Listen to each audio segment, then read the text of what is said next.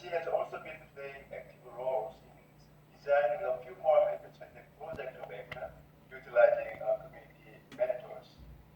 Boram, the floor is yours. Thank you for your introduction.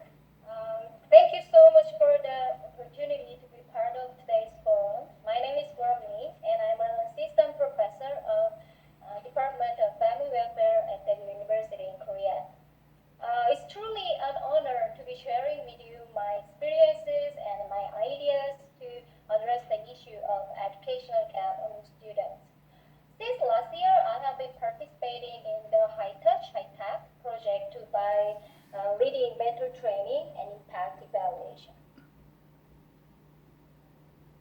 Today, I'm giving some examples of what I observed after implementing High Touch, High Tech to underprivileged children in a community-based context. Especially since the examples of application of this project are relatively well known in schools and other educational institutions. Later on, I'll elaborate on the part of high touch and its relation to utilizing community assets. Due to I led the mentor training, so most of my insights are derived from conversations with the mentors. Most countries around the world had implemented nationwide school closure in response to the COVID-19 pandemic last year. Similar to other countries, Korean transition to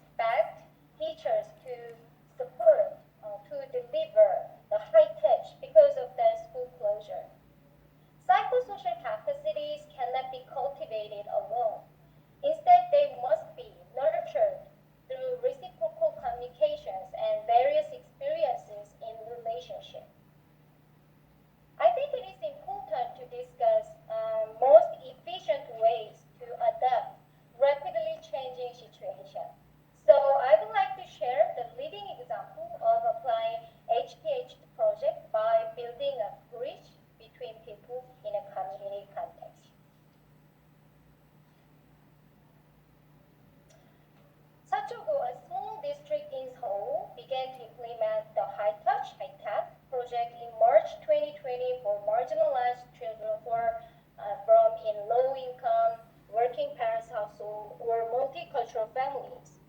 These underprivileged children are in desperate need of human connection that provides care, mentoring, monitoring, and coaching for their distance learning.